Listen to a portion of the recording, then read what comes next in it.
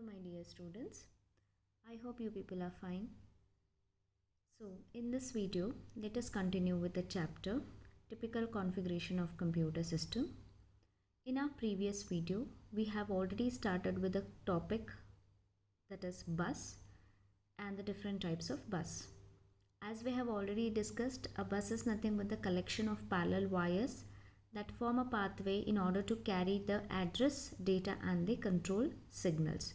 So bus is nothing but they are the set of wires that usually carry your data, and each wire is having capability to transfer a single bit at a time. So therefore the width of the bus depends upon the number of wires present in that. It might be 16, 32, 128 wires. So if at all, if it is a 16 bit bus, if it is there, then at a time it can transfer the 16 bits of data. If at all, if you are having 16 parallel wires in the bus, then 16 bit of data can be transferred. In that we have already completed with the data bus. So I have this data bus is nothing but it provides a pathway in order to transfer the data between the mainly between the CPU memory and the input output, isn't it? So here let us discuss with the next bus, that is the address bus. So this data bus, so as I have shown here, this is nothing but the data bus. So all these parallel wires, you can say they are the bus. Fine. So this data bus, it is in turn connected with the address bus in order to get the memory location for the address to read and write. Say for an example, suppose when the CPU and the memory wants to communicate with each other, they want to send the data. CPU wants to send the data to the memory for the storage purpose. Then CPU should know the memory location, into which memory location it can store the data, isn't it? So in that case, what happens? The address bus comes into picture. I would like to show here. See, this is the RAM slot and this is the CPU or your processor socket. Whenever now data is being sent through these wires, understood? Now whenever the CPU wants to communicate with this RAM slot, it has to know in which memory location it can store the data or it can read the data. In order to get the memory location, a request will be sent by the CPU through the address bus. Okay, so the CPU will decide what memory location that memories into which memory location the data has to be stored, and that memory location request will be sent by the address bus to the memory location.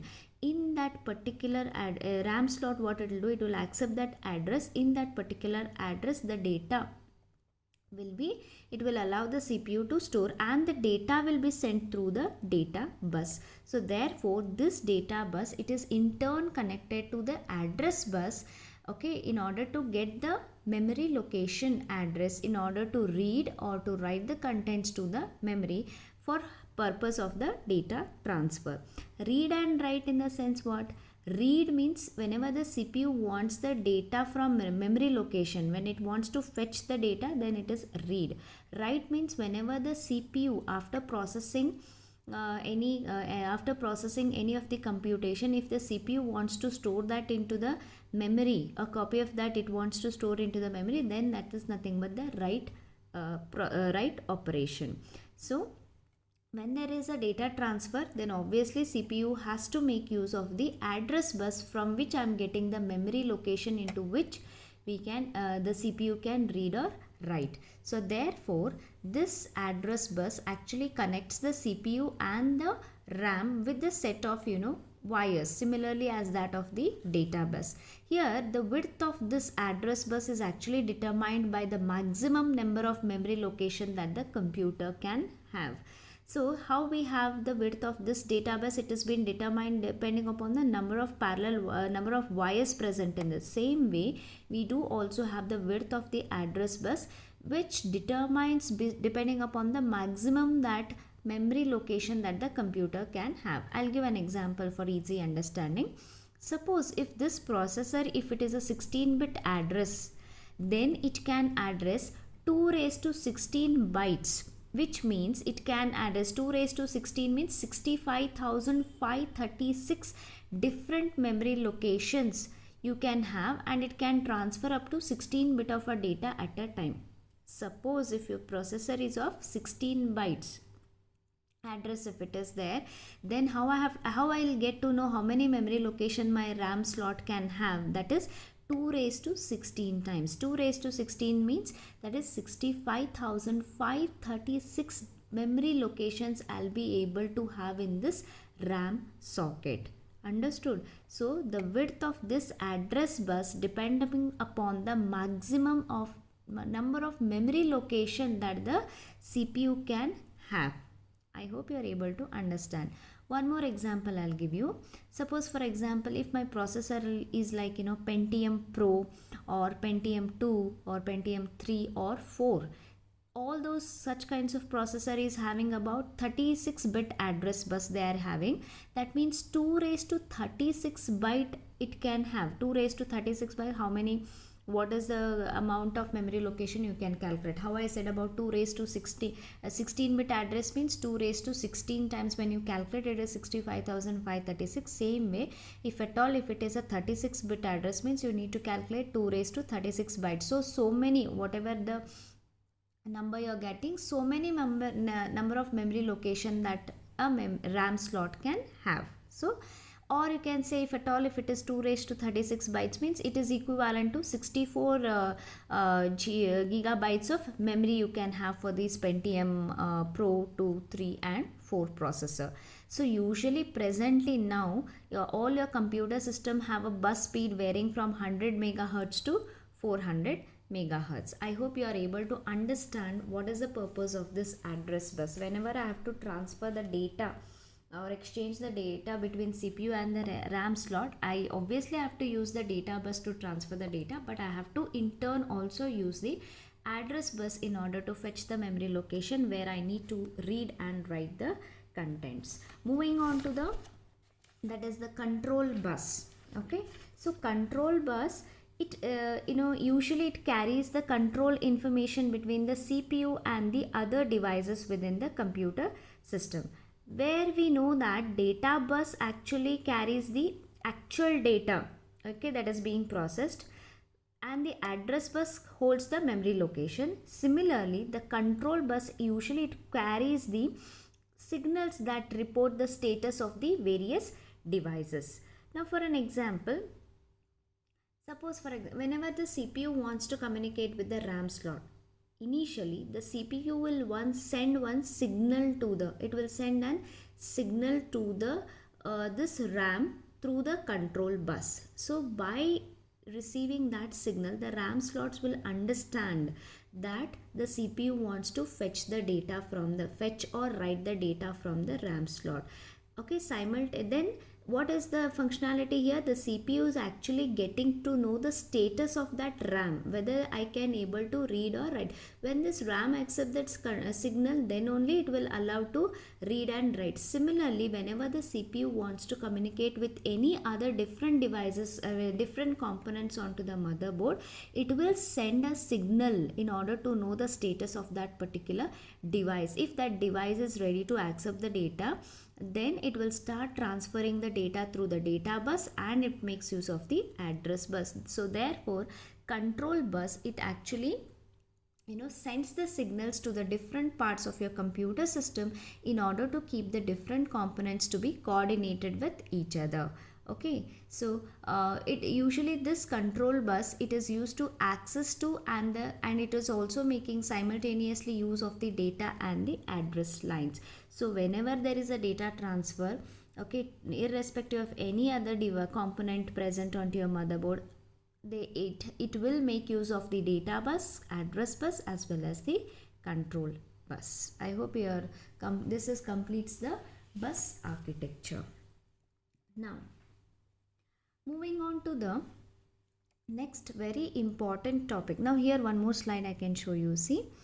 So now here are the memory slot, that is the RAM slots are there for us. So whenever the CPU wants to fetch the data from the RAM slot, it makes use of the address bus. So it will contact to the MCC, that is one of the controller. So this is nothing but the width of the address bus. The total number of the memory location determines the width of the address bus. If it is a 16-bit, almost how many memory locations I'll be getting? Around 65,000 memory locations I'll be getting. So these are the external data bus. So this is how exactly the address bus will be there in case of the bus architecture.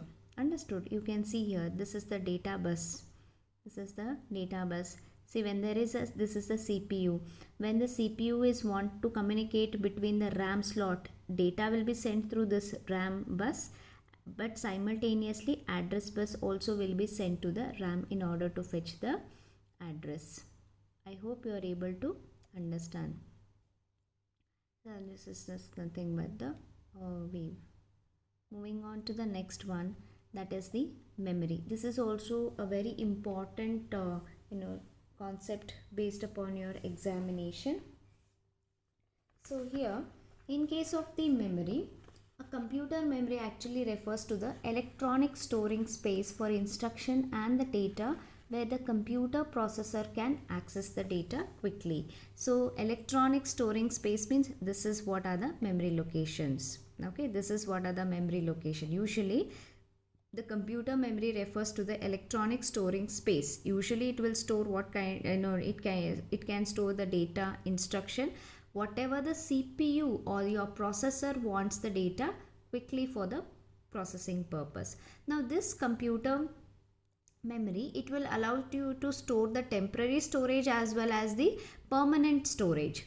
Okay, temporary memory will actually erase all the contents when the computer system is turned off, whereas the permanent computer memory stores all the data, files and instruction even after the computer is turned off. That means this computer memory, it will allow you to store both the temporary memory as well as the permanent memory. I hope you are able to understand. Usually computer processor will have the very limited memory. Whatever your processor is having, it is having very limited memory. Hence we need to rely on to the secondary storage device in order to store your data, instructions, okay, and intermediate results. Say for an example, secondary storage devices like an external hard disk drive, let it be your pen drive or your CD disk or the optical disk. So there are different, this CPU is having limited amount of memory, so we need to make use of secondary devices in order to store. For example, if at all, if your computer is having 3 drives, 3 partitions if you have made, like C, D and E drives, if you have the partitions in your computer, suppose you are able to store 50 movies. Apart from 50 movies, when you store, you will be able to see all the disk drive, it will be red in color. That means it says that the disk drives are full. Then if you want to store another 10 movies or something, it will not allow you to store because the memory will be full. In that case, what happened, you need to have the secondary storage device. This means that your CPU will be having limited amount of the internal memory. That is the reason why you need to rely on the secondary storage devices in order to store the lot of amount of data to be stored. Now moving on to the types of basic types of memory, that is internal memory and the secondary memory. This internal memory actually involves like registers, cache memory and the primary memory, which is being directly accessed by the processor for the processing purpose. In this internal memory of this CPU, so whenever it wants to communicate with the memory, then it includes the registers, cache memory and the primary memory. This internal memory is used for the temporary storage of the data and instructions. Okay, so I'll be telling. So this internal memory is usually used for the temporary storage of data, instructions on which the processor is currently working. internal memory will be very fast among all other memory, and it is very much expensive also, and computer has a very limited memory, so that is one of the smallest part of the computer system. As comparatively to your secondary storage devices, internal memory data access will be very fast, and it is very expensive comparatively to the cost of your internal memory. 2 GB RAM and all, they will be having more cost comparatively to your pen drive or your CD, okay, comparatively to your external hard disk drive. So irrespective of any of the internal memory, whether it may be the registers, cache memory or primary memory, we have certain features of internal memory in common. So internal memory always allow you to store the temporary storage, and it has a limited storage capacity, and it provides you the faster access to have the data transfer between the CPU and the other devices, and the internal memory is very expensive comparatively to the secondary storage devices. Okay, now moving on to the next one, there are two kinds of memory. Okay, like, one is primary memory, which is also called as the main memory. The other one is the secondary memory. First we will discuss about the primary memory. So before I discuss, let me show this one slide. Here this CPU is having internally with register ALU, this is actually the control unit. Okay, so whenever they need to exchange the information between the CPU and the memory, so this is nothing but the data, and this is nothing but the address. So data to memory, the data from memory, address. So this is nothing but your data bus, and this is nothing but your address bus. Okay, now this we are having one hierarchy, memory accessing levels of the processor. So in total we have secondary storage devices, we have like hard disk and magnetic tape, and then internal memory of our computer system is register memory, cache memory and the main memory of the RAM, just now what I said. So this architecture will tell us, see, storage capacity will be increasing as per this. Register will be having less storage capacity than cache memory. Cache memory will have less capacity than main memory. But comparatively to all these three, hard disk is having more than the magnetic tape. But accessing time is also increasing. Accessing time for the processor for make use of this register is very less. Then comparatively to the register, it is more in case of cache memory. Comparatively to the cache memory, it is more in case of RAM. That means whenever the CPU wants to exchange the information between that CPU and the random access memory, first it makes use of the register memory. That is why the accessing time is less. Then it will pass through the cache memory. Cache memory in turn will fetch the data from the random access memory. Similarly, when the CPU is making use of the accessing the data from the hard disk, means the access time what it is using is comparatively to all these three, it is very high. Then the access time with the external store, these are all the secondary storage devices or the external devices, isn't it? So again it is access time is more, but the storage capacity in this hard disk and magnetic tape is quite more comparatively to the register, cache and the main memory. I hope you are able to understand this. Okay, so I'll just give an introduction to the primary memory. So primary memory, it is also called as main memory or the internal memory. So in case of primary memory, we have two different types of memory, that is RAM and the ROM. So I'll just give an introduction to the primary memory. So in our next video, we will discuss clearly about the RAM and the ROM. So primary memory is also called as the main memory of the computer system, which actually stores the programs, data that are being currently needed by your CPU for the processing purpose. So the capacity of this primary memory is small as comparatively to the secondary memory. As I have shown this architecture, these all comes under the primary memory. That means internal memory. So this CPU directly will communicate with the main memory. As I have shown, this CPU will directly communicate with the main memory.